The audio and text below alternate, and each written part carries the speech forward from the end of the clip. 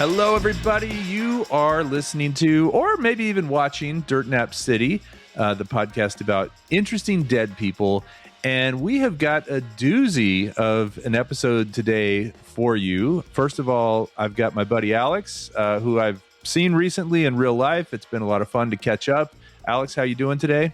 Doing good. I love a doozy, so I can't wait. A double doozy. And then we've also got my cousin, for Jay, who lives in the Houston area as well.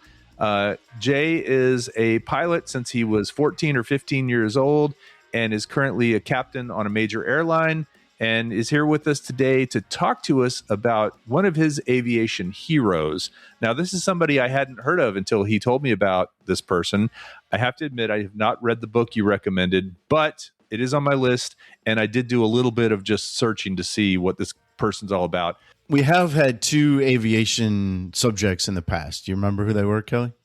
We had Amelia Earhart, and we had Howard Hughes. That's right. Yeah, Those were the two. So any thoughts on those two episodes? Oh, and actually, we had Count Baron von Zeppelin. Oh, good call. Yeah.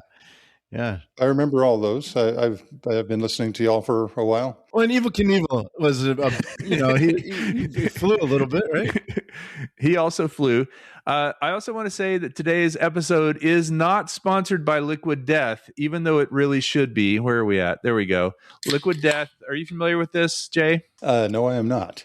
This is just water. It is literally just mountain spring water, but we want them to sponsor us. And so we're trying really hard every time. It looks like you're drinking something really good, like a beer or something, but it's really just a spring water. So, on the last episode, Kelly threatened to switch to hint water. I think I said F Liquid Death. I think I threw I didn't actually say the F word, but I did actually throw it out. Well, Jay, welcome to the show. Jay has been listening really since day one. He is someone who has emailed us, not at Dirt Nap City, a few times. Oh, nice. He's also made some suggestions for episodes, and he has been really one of the top 10 listeners after our moms, Al from Austin, Matt, and then I'd say Jay is right up there. And Chris. Let's not forget about Chris. Yeah, Chris. So Jay, you're probably number 6 of all our lists. Okay. You're 6 out of. We have 11 listeners, so you're in the top half. Hey, Jay, we don't know 11 listeners. Jay, okay, we have 10.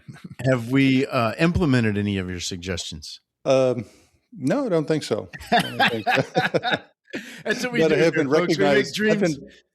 I've been recognized on your show before. That's enough. But I'm going to have to live up to being a doozy. The expectations are already high. I don't know if I can reach that. Oh yeah. You're a doozy. I've known you my whole life, and so I know you're a doozy. So just tell us a little bit about yourself. When did you start flying? And like what's the kind of path to get to be? I mean, you're piloting a big plane now, right? A 787. Mm-hmm. Yes. Yeah, well, I started flying in high school. I was 16 years old. I got my private license on my 17th birthday, got my commercial at 18. I got my first job at 18. What were you doing at 18? I was flying for Air Hawaii. I was flying twin Cessnas between the Hawaiian Islands. With passengers? Uh-huh. You mean you get on a plane, and at this age, I think I would be pretty alarmed by an 18-year-old pilot. Well, my first job was as a co-pilot, and so I wasn't piloting command just yet. But I had people say stuff like that all the time, referring to my age, and they'd say, "Are you old enough to drive, much less fly?"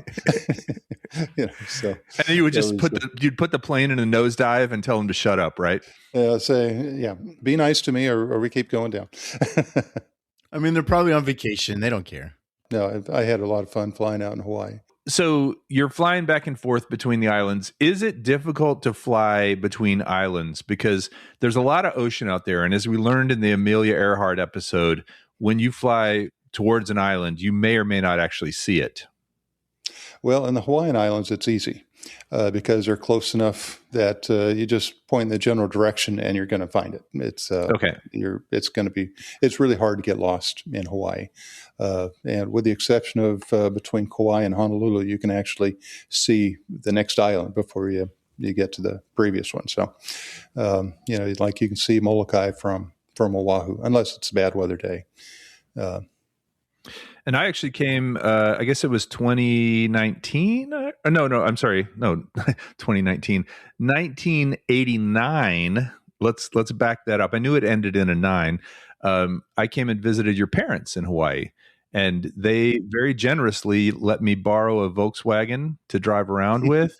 They took me over to see the volcanoes on the Big Island. I think I was there with some of the Swiss relatives, and we had a really good time.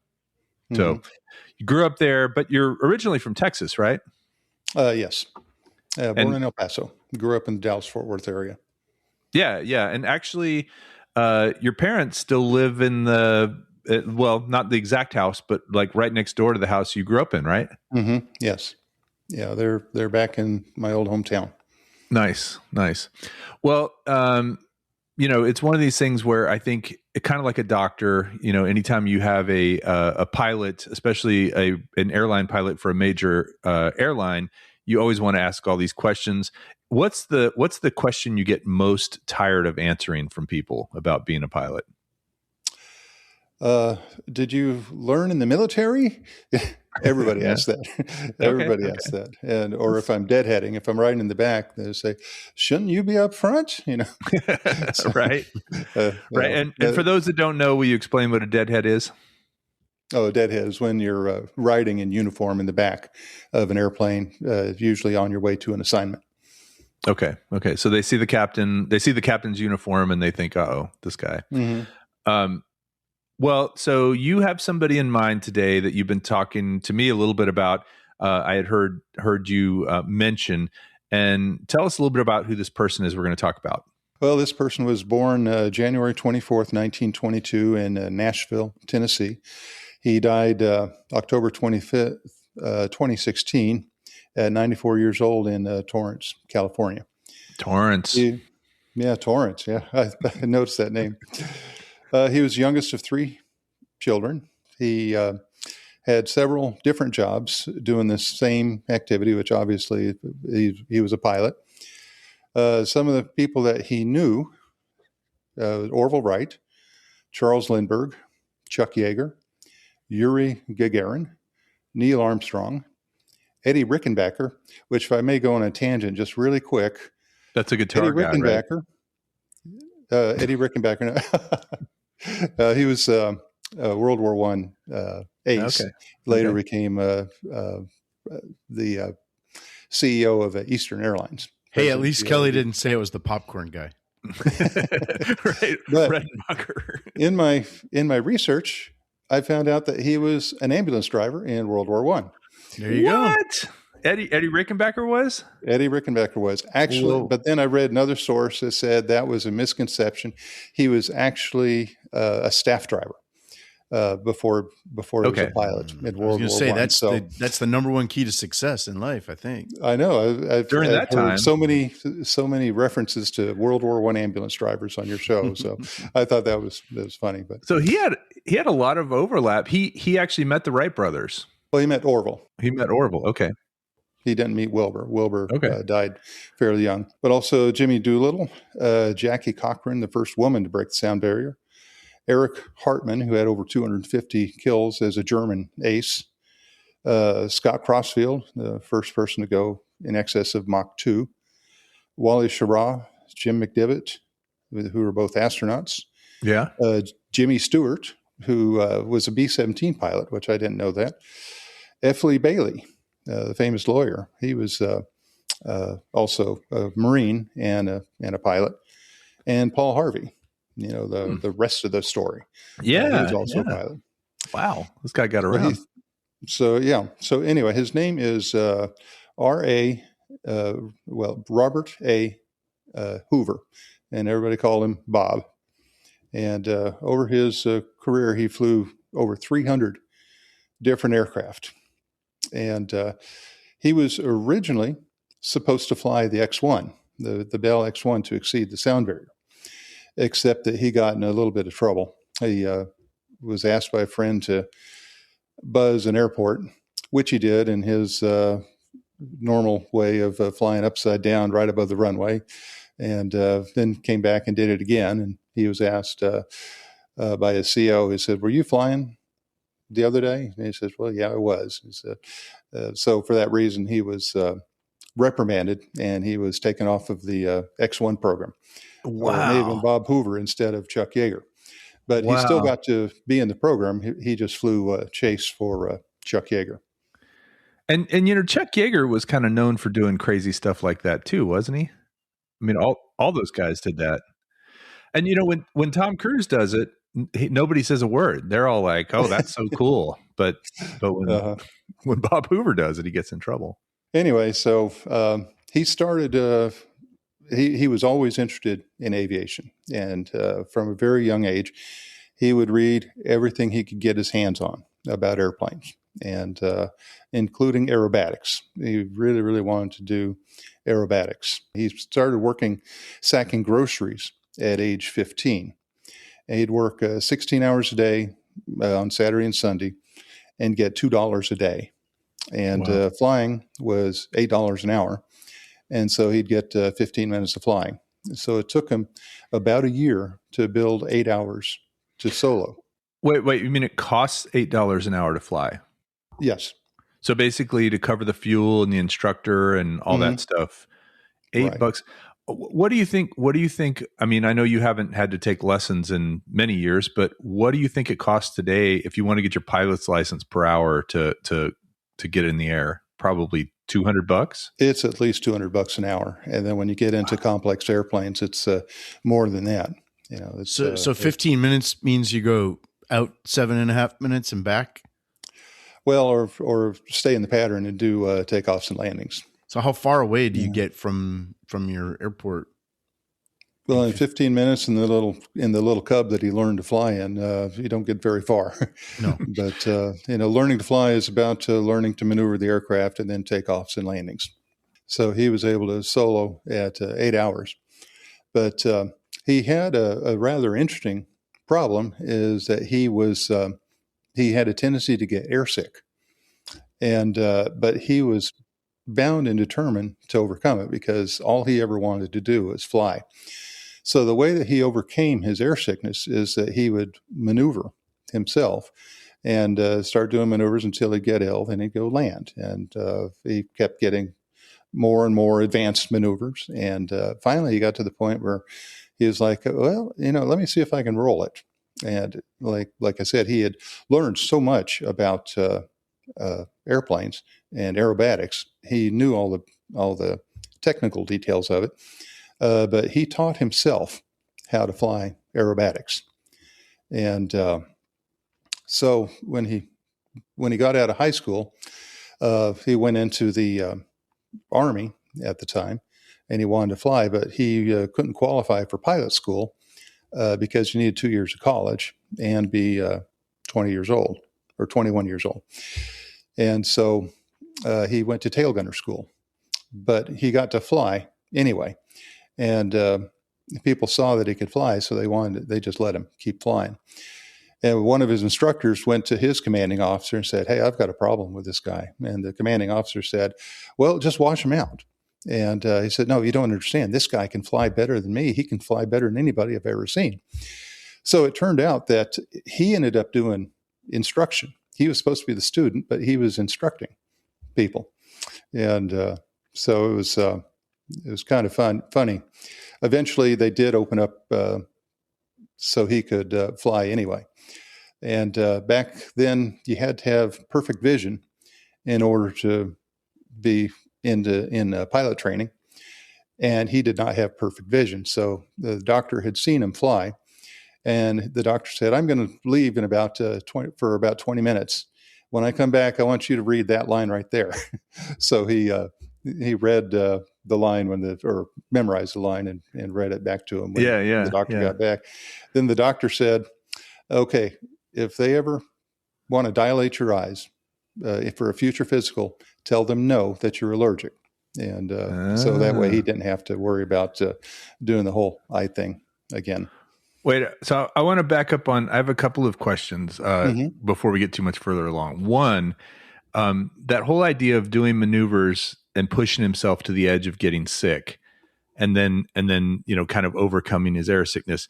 Do you feel like that's almost like almost like being inoculated. You know how when you get a shot for the flu, basically what you're getting is a little bit of the flu, so your body fights it off. Do you think he was just like getting used to doing these maneuvers a little bit at a time, so that by the time he was doing really crazy things, the things that were more simple didn't affect him as much? Does that make Hmm. sense? Yeah, it's just exposure to the situation. You adapt to it. And because I've heard about overcoming motion sickness before.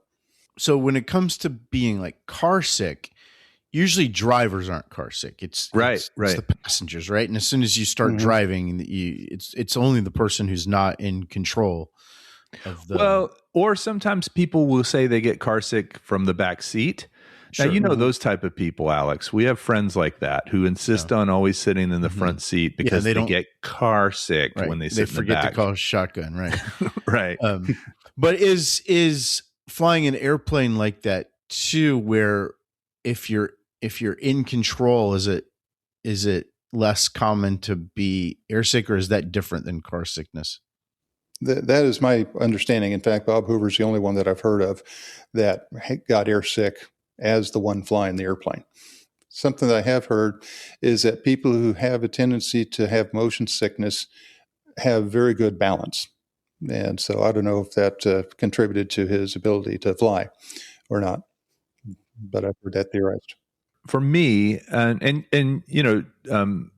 Jay, my father, he had a private pilot's license for a little while and flew Mhm. a bit, and he took me out to a couple of airfields in Houston to go up in sailplanes, so like go soaring. So we would be behind a tow plane, and you'd go up. It's an unpowered glider, and I went up with a pilot, and I was just sitting. I think I was in the front, and he was behind me in this little 2-person glider, and he tried to I was probably 15 or 16 at the time. He tried to actually, I think it was razz me or harass me a little bit, like in good nature, but he puts it into kind of a dive.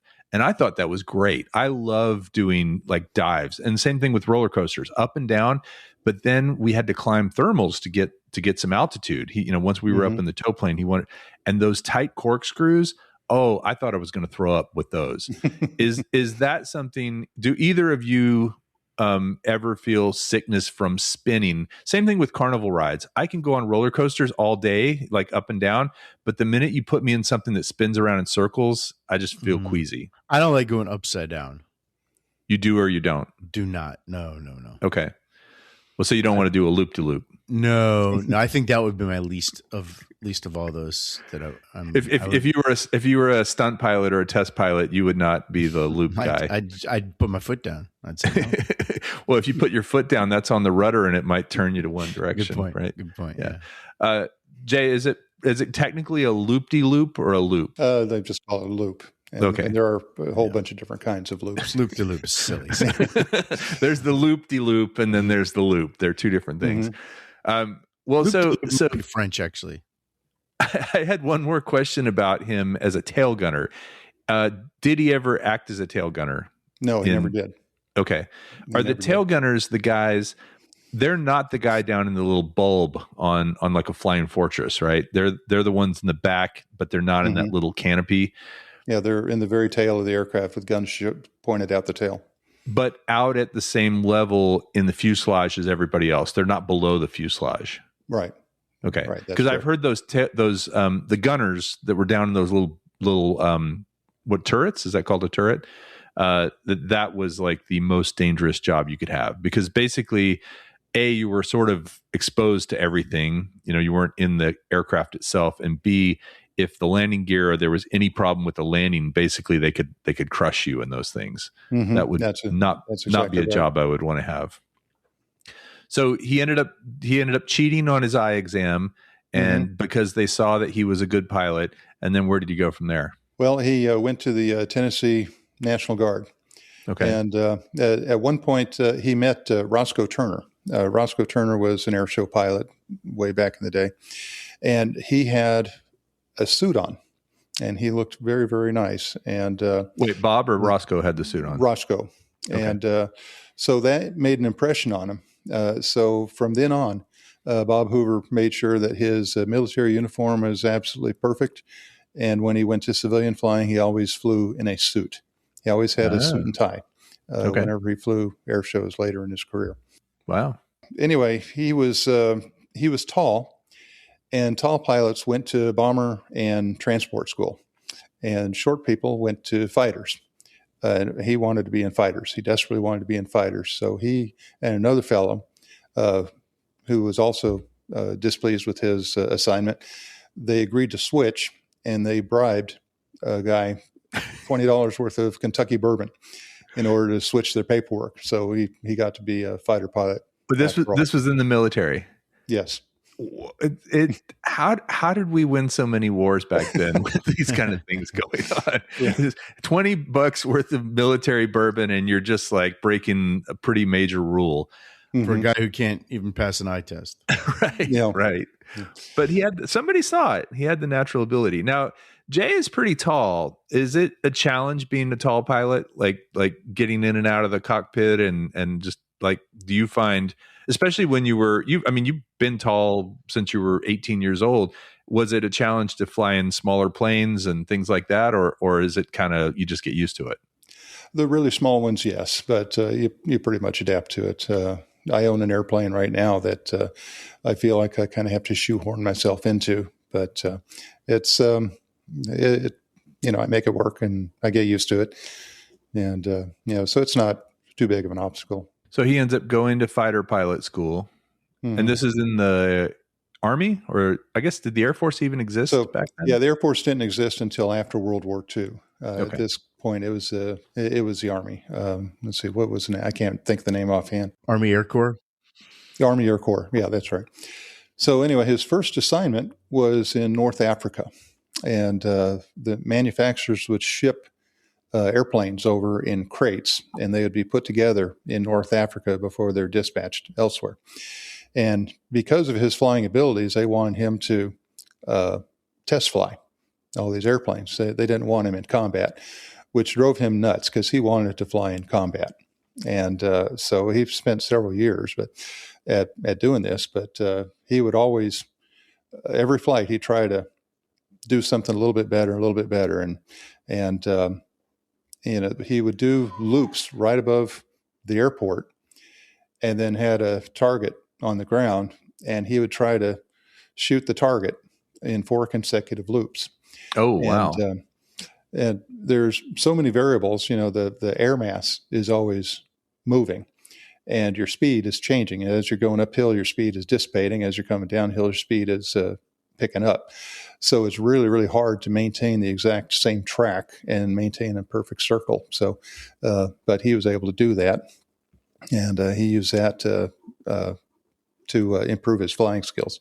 He was always working on improving his flying skills. What years were these that he was in North Africa? This was mid 40s, I believe 1942 to 44. So this is during World War II. During World War II, yes. Okay.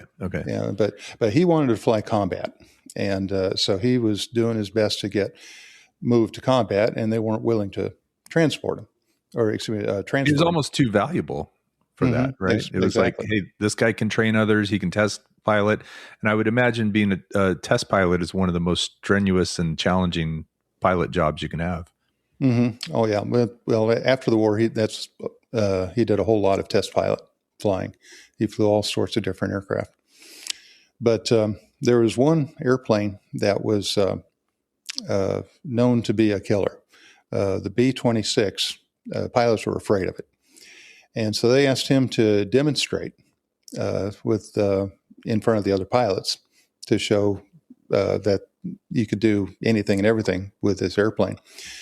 So he wouldn't just ask for the best airplane they had. He would ask for the Hangar Queen. There's typically an airplane that spends a lot of time under maintenance. So he would specifically ask for the airplane the pilots hated the most. Okay. And then he took off and he did a full aerobatic. The Hangar Queen? Hangar Queen, yeah. Okay. The airplane that stays in the hangar all the time. Yeah. With maintenance. But he went out and flew a full aerobatic routine with his twin engine bomber. which they're not made for aerobatics, but he did it anyway. He was because you can do aerobatics in just about any airplane as long as you don't overstress it. And Yeah. he had the natural feel that he wouldn't overstress it. But then he shut down an engine and continued to do the whole aerobatic routine on a single engine. Wow. And so it was. This was really a B-26?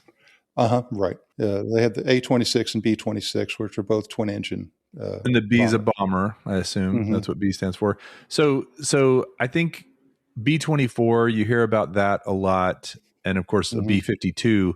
A B-52 is larger, right? Mm-hmm. Yeah, B-52 is Vietnam era. Okay. 8-engine jet. But anyway, so he inspired a lot of confidence with other pilots by demonstrating this airplane. And so he finally talked his way into getting transferred, and he was stationed in Italy. But again, they tried to keep him under wraps and not let him get into too much combat. So he went on patrols. And so he really didn't get too many opportunities to fight German airplanes until one day he was flying along in a British Spitfire. And when you're flying on patrol, typically you carry an extra fuel tank that sits underneath the airplane. Yeah, it's kind of a long cylindrical thing. Looks like a torpedo, sort of. Looks like a big teardrop. Okay. And but if you encounter an enemy, the first thing you do is drop the tank because it's heavy and it's a lot of drag. And so now you're a lot more nimble and able to fight. And so unfortunately, he could not get his drop tank dropped when he met a couple of German airplanes. And so he was able to outmaneuver them for a while. Believe it or not, it's not all about who can go fastest when you're in a dogfight. Sometimes you want to be able to go slower, and then the other guy will exceed your radius of turn. Overshoot you, basically. Right. And but they eventually caught up to him, and he was shot down, and he went into a German POW camp. But he tried to escape at every opportunity and was never successful. He usually didn't have a plan. He would usually just see an opportunity and try to go for it. So he ended up being in captivity for about 14 months. And then it was April 1945. It was kind of the beginning of the end of the war for the Germans. And there were a lot of the guards were deserting. So he and two friends got a chance to escape.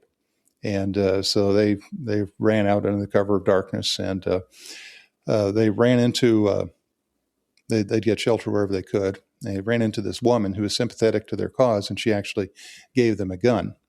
And then he found an airport and found a Focke-Wulf 190, a German fighter plane, and he used the gun to get the guard to help him get started.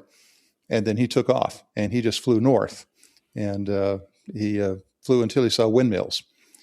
And then he knew he was in Holland. And then he was afraid that, somebody was going to shoot him down. Because here he is. German. Yeah. Here's this German plane. Yeah, he's flying a German aircraft with German markings. So he deliberately crash landed in a field. And that was how he got his freedom. I have a question about that. So, and this relates to, I guess, the military planes of that era, and you may or may not know the answer, but a plane for today, are there keys? Like, do you have a set of keys that you come in and you put it in the ignition and you turn it on, or how, like, can you just walk up to any aircraft that's ready to go without any sort of key or a fob or anything like that and just start it up? The little airplanes, yes, you have keys. But the bigger airplanes, no, there are no keys. So this Fokker, what do you say, Focke-Wulf? Excuse me. Not that kind of show, Kelly. It was a Focke-Wulf 190. So would this have had some kind of keys or something you had to do, or do you think probably not? Probably not. Okay. Yeah. And then what about an airliner? Like, what about the 787 Dreamliner? Do you have your keys on your car? With your a Tesla. You don't have a Tesla. You don't even have keys for your car. Your vacation gets canceled because the pilot forgot his keys. I think Seinfeld did a bit on that one time, but That's not no the key, case, right? no keys in the 787. No keys. So does that mean anybody who knew what they were doing could go in and start up the 787? What's scary is I've seen videos on YouTube that go through the entire step on how to start a 787. If you could Yes, get all the doors closed and have it clear of ground obstacles, you could actually start it up and taxi and take off. But that's trying to get out there to steal an airplane would be pretty tough. Actually, there was some news story just recently about a guy who stole an airliner, like maybe it was a FedEx plane or something like that. And I think you're thinking about Seattle and Horizon Air Dash 8. Did you tell me? Maybe you told me about this, but we may have discussed it. But the guy did some aerobatics and then crashed. It was kind of like a suicide, but he did this all in a plane and crashed it. He was a disgruntled employee, maybe, but he wasn't a pilot. It was a suicide. He was not a pilot, but he had learned on Microsoft Flight Simulator. And, there's resources out there that can help you to learn how to get these things started, How close to reality is Microsoft Flight, like the current flight simulators? Are they pretty spot on with what it's really like? They're very, very accurate. And, with the increase in computer power, it's gotten really, really incredibly accurate. You probably don't do that in your free time, though, right? It's like work. No, I haven't. I haven't messed with the Microsoft Flight Simulator in quite some time. It used to be a hobby. I would think that'd be the last thing a pilot would want to do in his free time is do that. Well, you'd be surprised. I mean, there are actually some pilots that build a whole simulator in their house. Well, so he escaped from the POW camp. He crash lands in Holland, which Holland is the same thing as the Netherlands, I believe. Holland is a province of the Netherlands or a state in the Netherlands or something. But he crash lands there, and then what happens next? And then that was basically the end of the war for him. He was very malnourished from the prison camp, and this was really the beginning of the end of the war. Anyway, so his next step, so his first job was as a fighter pilot and an instructor pilot. Then he became a test pilot. He went to a test pilot school at Patuxent River in Maryland, and that's where he really learned the ins and outs of test flying. And he was stationed at Wright Field in Ohio, which is now called Wright-Patterson. And when he arrived, there was another aircraft, and he jumped him, and they ended up having a dogfight, just a friendly dogfight. That's something that pilots do. And he couldn't get the better of this guy, but the other guy couldn't get the better of him. Wait. What is a friendly dogfight? That doesn't sound like it should exist. Well, two pilots trying to get on each other's tail. If you can get on his 6 o'clock. So basically, if you can get on his 6, then you've got him, and you get the kill. That's right. So they you just do that for like drinks, or I mean. Yeah, do that while drinking for drinks or for pride or whatever. But after a little bit, pilots do that. Have you ever done that with another airline pilot? They frown upon doing dogfights in an airliner. So thank God. Thank God is right. We're gonna have a little turbulence here, folks. So put on your seatbelts and tighten them up. I see Bob over there, and I'm gonna get on his 6. Yeah. Anyway, so after. Neither one of them being the ultimate victor. The other guy said, we better knock it off before somebody gets hurt. And so they landed, and they met each other then. And that was when he met Chuck Yeager. And wow. So that's Bob who the Hoover other pilot was. Right. Bob Hoover and Chuck Yeager were very good friends from then on. Nice. And so on their off days from Wright-Patterson, they would fly air shows together as well, but they're into test flying, which test flying back then was very, very different than it is now.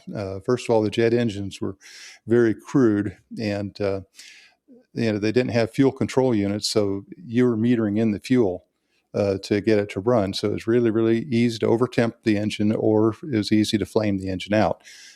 So it took a very, very delicate touch.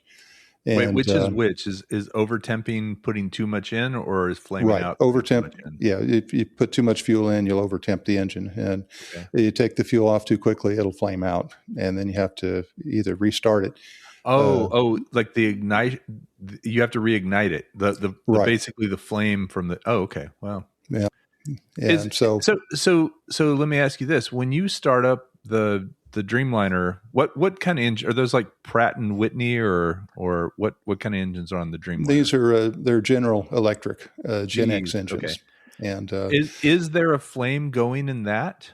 yes, but it's a very, very different nowadays because they have full authority digital engine controls. So a computer monitors absolutely everything.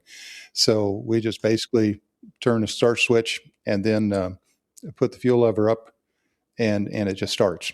So it's like And your grill in the backyard. You turn on the gas and you push the little igniter and then well, it's even simpler than that because you have to turn the engine to a certain speed before you can introduce fuel and ignition. And okay. so with the older airplanes that I flew, even though I had a fuel control unit, you could still overtemp an engine if you mistreated it. But nowadays, the full authority digital engine controls are just make it brainless. And if you have a hot start or something, it automatically shuts it down for you and starts even doing some corrective action or troubleshooting. So it's really quite amazing. Anyway, so test flying, they would fly the entire envelope and try to extend the envelope of these airplanes. So how fast, how slow, how high, and do all kinds of maneuvers to try to stall it, getting it in uncomfortable positions. It was really, really something else. And one of the main things that they had problems with was compressibility, which meant as they approached the speed of sound, they would have a shock wave because the air molecules just couldn't get out of the way fast enough. And the shock waves would form over the wings first because the air on the top of the wings goes faster than so when the shock wave would touch the control surfaces, then they would lose control. And same thing with the elevator. When the elevator would get in the shock wave, they'd lose control. So that was a really significant barrier. And there were some people that theorized that you could not fly beyond the speed of sound. And so the Bell X-1 was of course the first airplane to do this. And they were a civilian company, and their civilian pilot wanted $150,000 to exceed the speed of sound. And the U.S. government was like, no, we're not going to do that. And so that's when they chose the military. And so the military did it on the cheap. And they moved for some Kentucky bourbon, right? Yeah, really. But they moved everything to Edwards Air Force, what's now Edwards Air Force Base. Edwards Air Force Base in California. Right. Back then it was known as Muroc Lake. And so we talked a little bit about this I remember listening to the biography of Neil Armstrong, and because he spent some time out there with Chuck Yeager and some of those guys. It sounds like it was kind of that was Edwards, right? That's another pilot. I'm saying that's another. one we talked about. Yeah, I guess he is a pilot first and a astronaut second. So he's out now in Edwards with all these guys during the 50s, I suppose. This was 1947 when they broke the sound barrier, but he was out there a bit longer than that. But he was the chase plane when Chuck Yeager broke the sound barrier, and he even took pictures. And those pictures arrived on Harry Truman's desk the very next day that Bob Hoover had taken of the X-1. Of course, this was all very, very secret at the time. And but while during the program, Hoover flew other airplanes as well, and he was doing, I believe it was an F-84. He was doing a spin test. And the airplane just wouldn't come out of the spin. They have rockets which try to force the nose down so you can recover, and that didn't work. And then they had drogue chutes that come out of the tail to try to point the nose down, and that didn't work. So then he went to eject, and then his ejection seat didn't work. So he had to do just a regular bailout. And of course, the ejection seat uses rockets to take you away from the aircraft. And since he didn't have the benefit of that, he ended up hitting both legs on the horizontal tail and broke both of his legs. And so that ended up ending his program with the X-1. So he never did get to fly that. But he did heal up and eventually come back and fly other aircraft. And when you say the ejection seat didn't work, but you said he had to do a regular exit from the plane. Meaning, what is that? Like you pull the canopy manually and unbuckle and jump out? Yeah, in this case, the canopy did come loose, but the seat did not fire. And so he had to disconnect himself from the seat, and not from the parachute, of course, and had to bail out, like a traditional skydiver, just jumping out at high speed, while falling towards Earth. God, yeah, that's. I feel like $150,000 that the pilot that asked for that wasn't unreasonable. I don't feel like that's unreasonable question. Yeah, maybe not, but back then it might have been worth $1 million. But still, I feel like if you're gonna do something like that, and I'm kind of surprised that they didn't go for that. But anyway, he got to fly the F-86 Sabre, and just like he had done with the B-26 earlier, they had asked him to go to Korea to demonstrate it, and so he demonstrated it for the pilots that were flying in the Korean War. And he overheard some guys talking about the old man thinks he can fly, and so he was in the bar, and he ordered 3 shots of tequila, and he downed them one right after the other, and then he went to the bathroom and upchucked them all, and then came back and did it again. And meanwhile, the other guys didn't realize what he was doing in the bathroom, so they were trying to keep up with him. So he got them all totally roaring drunk, and then the next day he went out and demonstrated the F-86. And he didn't have a hangover because he had thrown it all. No, he didn't. And they did. Wow. I was hoping you didn't say that he went out right then and just hopped in the plane and took off, because isn't it 8 hours bottled throttle or something is what they say? Mm-hmm. Yeah, 8 hours bottled throttle. And the airline has a little more restrictive than that even. Yeah. But after his military career, he went to work for Allison Aviation, and then later on North American. And North American's where he really enjoyed himself. He flew a whole bunch of different airplanes for them, and he would do air shows as a civilian pilot all across the country. He had a yellow P-51 that he flew very frequently. And then his most famous airplane that he flew is called a Shrike Commander. And it's a twin-engine propeller business airplane. And he would go out and he would fly aerobatics in this aircraft. It's not meant for aerobatics, but if you don't overstress it, it's fine. And so he would do air shows all over the place with this airplane. And then he would shut down an engine. And then he would continue to do aerobatics. Now, an engine failure is an emergency. And, there are all these guys that say you don't want to turn into the dead engine because it'll tip you over, but if you have speed, it's not a big deal, but it's much easier to lose control on a single engine. And you start getting pulled one direction, right? Because it's pushing, the engine is pushing from one side and you have to yaw to compensate. Is that right? Mm-hmm. Yes. And there gets to a point as you slow down, if you've got full power on one engine and no power on the other, there's a point where you absolutely cannot maintain control. And so the only way to recover is either pull off power from the good engine or point the nose down and build up some airspeed again.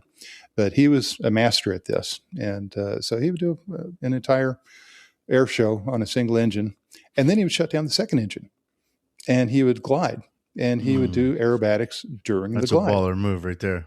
Yeah. It's and again, I mentioned you've got airflow moving, and every airport is different, and the temperature makes things different. The hotter it is, the thinner the air is, so the air speeds are different, and altitudes.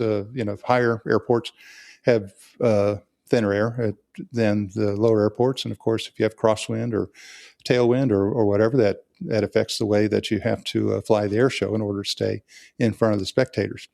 But so is he considered like the greatest pilot of all time? Yes. Yes. Okay. In fact, Jimmy Doolittle and Chuck Yeager both said he was the best stick and rudder pilot to ever live. And I assume he knew that. He was actually very humble, and he did not consider himself a great pilot. He just considered himself to always be working to be the best at what he does. And every flight try to improve a little bit. Yeah. But during air shows, he would take off and immediately do a roll. And, right above the runway. He would land on one wheel and then do a roll and land on the other wheel, right in front of everybody. It just took amazing. So this is like 50s and 60s that he's doing this, the air shows? He was doing this from the 60s all the way up into the 90s. Oh. And, so he did this for a long time. And one of his, he went on a couple of different TV programs. There was Thrill Seekers with Chuck Connors, and That's Incredible. You probably remember that. I remember that show. Gosh, I haven't thought about that show in years. That's a good dead end. That's incredible. That's incredible. Yeah. He did a demonstration where he poured iced tea into a glass that was sitting on top of the glare shield, and while he was doing a roll. And because he was maintaining positive G's, he poured an entire glass of tea, and you see the horizon going around outside him.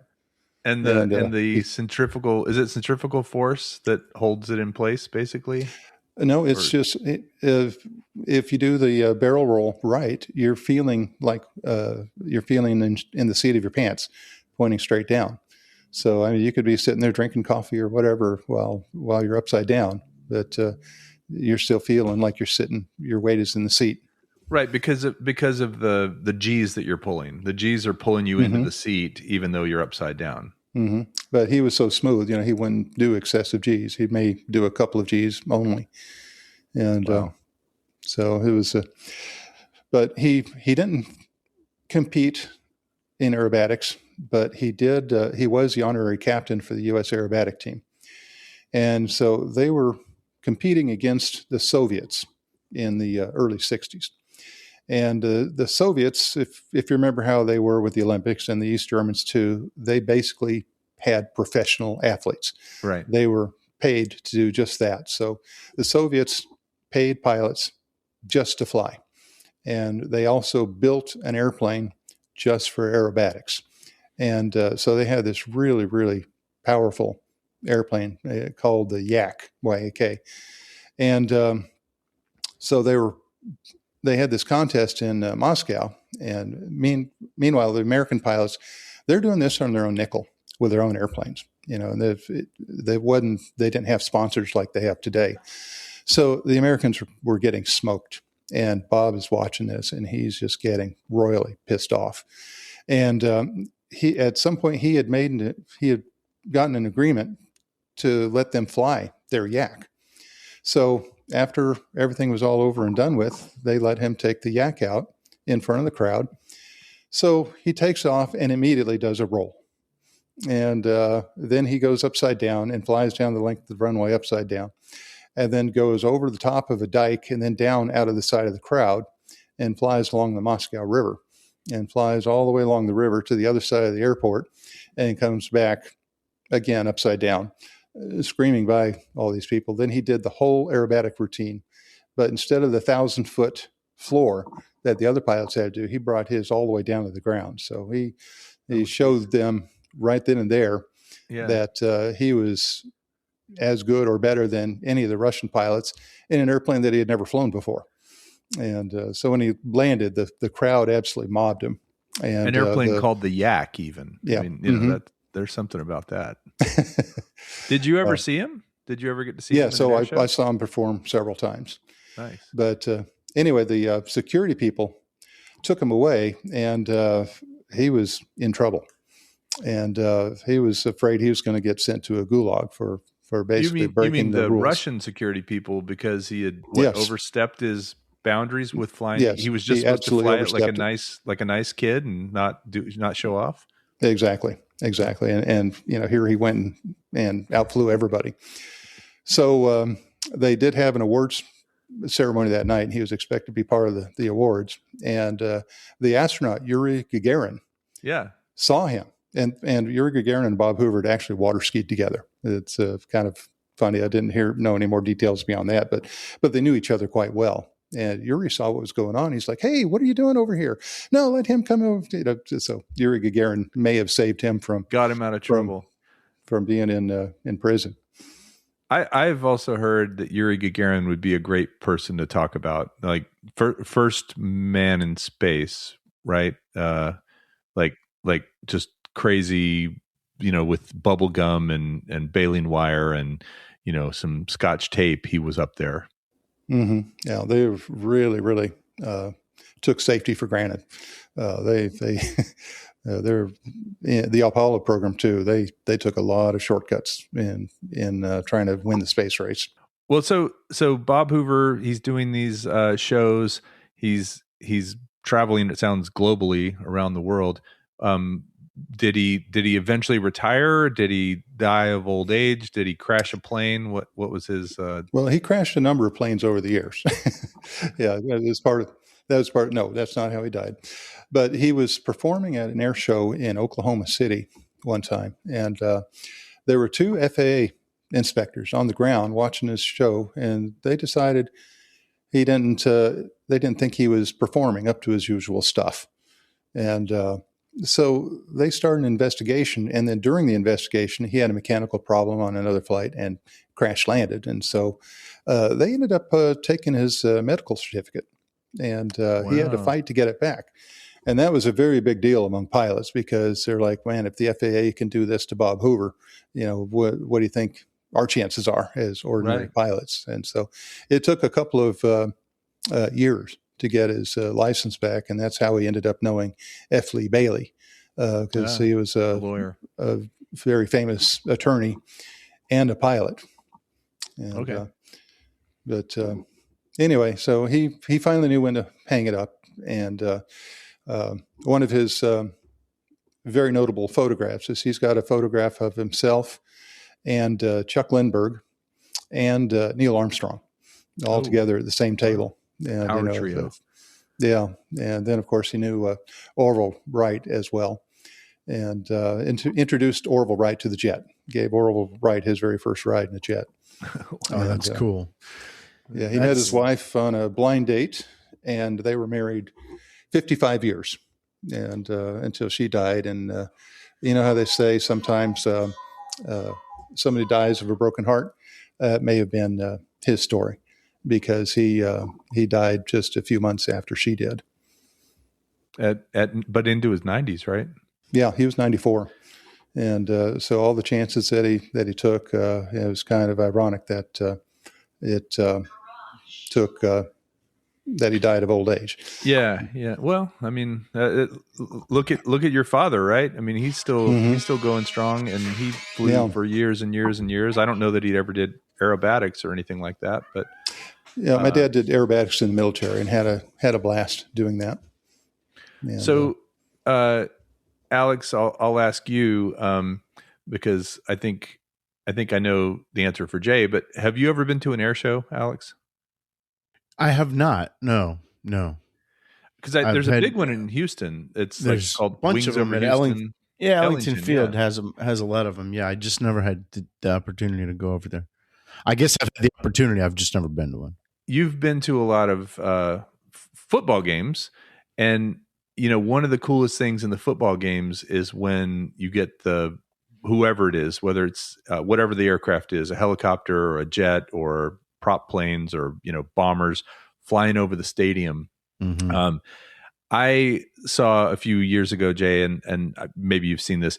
It was a behind the scenes of the Blue Angels doing the flyover at probably the 2018 or 2019 Super Bowl, and whatever year Lady Gaga was in it, I think, and they were supposed to fly over right as she finished the national anthem. So Lady Gaga, I think, we're singing the national anthem, or I may be getting this wrong. Maybe it was Katy Perry, but one of those great female singers that does these songs, including the national anthem. She hits the note and then they fly over. And so they have to time it within 3 or 4 seconds. It's got to be so precise. And I guess just weeks and weeks of preparation so that they can be going the right speed, so that they've been going at the right trajectory.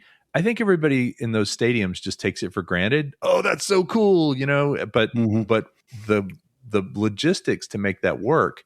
Is that have you ever seen that video, Jay, or any experience I saw with one that? about Whitney Houston, and because when she did the Super Bowl Maybe national that was anthem. it. That's the famous one, Yeah, 1990. and Yeah.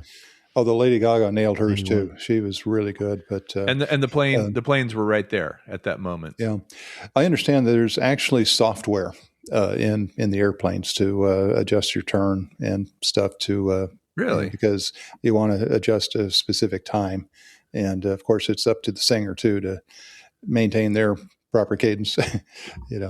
So Jay, a couple of questions for you before we wrap up. As far as your experience, what is the coolest aircraft you've ever flown? What's your favorite Oh, aircraft? by far the 787. And what do you like about it? It's a technological marvel. I mean, it just does so much for you. It's got all advanced systems. Most of the architecture is electric. The vast majority of jet airplanes tap bleed air, which is compressed air from the engines. Instead of burning it, they siphon it off in a big plumbing type deal to run air conditioning and run all sorts of stuff. So the fact that it does so much for you, does that take the fun away from it though? Is that like, what is there left for me to do? Just sitting here pushing buttons? You can hand fly all you want, but of course in cruise that's when you really get spoiled. It's because it does so much for you. But the capabilities, flying approaches, curved approaches, down to just a few hundred feet of visibility is really a rush. Well, let me ask it this way: what's the most fun part about flying commercial airlines? Oh, definitely the takeoff and landing. When you're roaring down the runway and you're not leaving the runway until over 200 miles an hour, it's a pretty big rush. And landing in the fog is really quite exciting because for one thing, you get to use your training, and for another, you got your fingers crossed. It's really cool to be at minimums and you just barely see the approach lights go under your nose, and you can land with almost no visibility. The spookiest takeoff I ever had was a very low visibility takeoff in Delhi, India.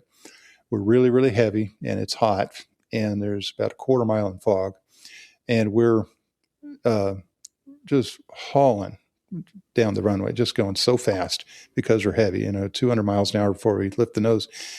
And I can't see, I can only see a few runway lights in front of me. And, you're absolutely trusting everybody to be clear of the runway. It was very spooky. Of course we do it in the simulator all the time, but, it's not a big deal there, but, I was quite happy to get off of the ground at that point. What's the hardest U.S. airport to land in? Is it San Diego? San Diego's got a steep approach. Washington National, you fly the river to landing oftentimes. Probably the most exciting airport that I used to fly to is Tegucigalpa, Honduras, where the airport basically sat in a bowl. And so you had terrain on all sides of you. So, that kept your attention. You couldn't, Right. You couldn't let your mind wander with that one. But it was fun. It was actually a lot of fun. Yeah, I've been to San Diego a few times and just gone down to, where the airport is up above it and just watch the planes come in. Because some of those buildings, also San Jose is really close to the buildings as well. Mm-hmm. San Jose, California. You're just like, you're almost at eye level with these planes as they're going over the buildings to land. Well, thank you for telling us about Bob Hoover. Very, very thank you for interesting having guy. me. Didn't know that much about him. Alex, had you ever heard of him before? No, but if he's known, I think it's cool that there's somebody that kind of all the pilots agree that was the best, and they talk about it. And it's kind of cool that he shared his world with us. Thanks, Jay. He's a pilot's pilot. Yeah. Yeah. There are all sorts of YouTube videos about Bob Hoover. And so if you Google Bob Hoover iced tea, you'll see the iced tea thing. Like from the cockpit's perspective, like in the Mhm. cockpit. Wow. Yes, you can see him pouring iced tea with the horizon going around outside him. And, you can see him feathering his engines. And in fact, he would be going really fast and feather them right over the runway, just a few feet above the runway, and then pull up. And, it's energy management, turn his airspeed into altitude. Yeah. Well, And, sounds I like he got over his air sickness. mhm. Yeah, he sure did. I challenge Kelly not to name this episode Bob Hoover Didn't Suck. Okay, on that, thanks, folks. Hit us up, not at Dirtnap City. Thank you, Jay. Really appreciate you taking the time today. It was very interesting to learn about Bob Hoover, and thanks for being our number 6 fan. All right, appreciate you having me. Thanks.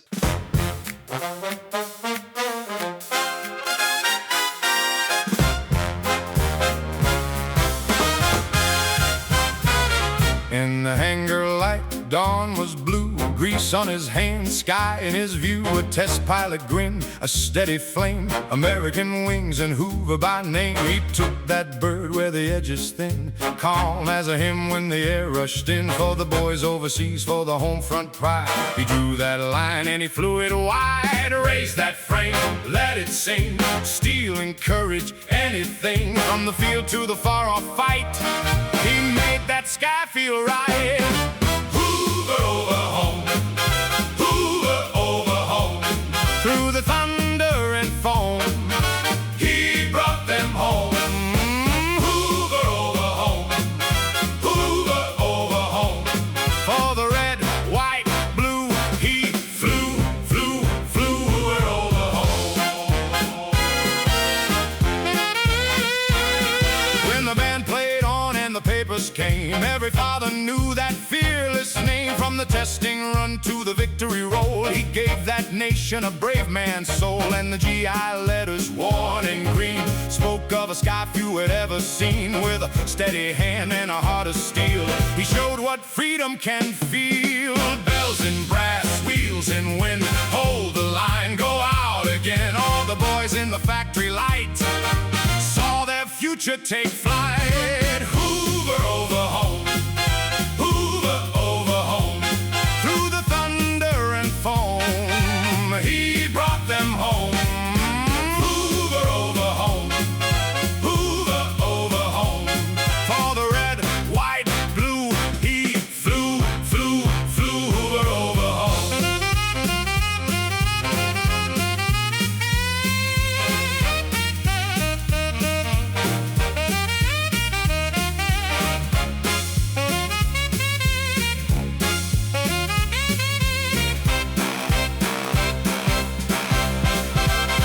Now lift the band and name that feat, a pilot's pride with a soldier's beat. From wartime days to the runway sky, that kind of grace don't ever die. So play it loud for the daring few, for every wing that the country knew. And when the trumpet takes the high, here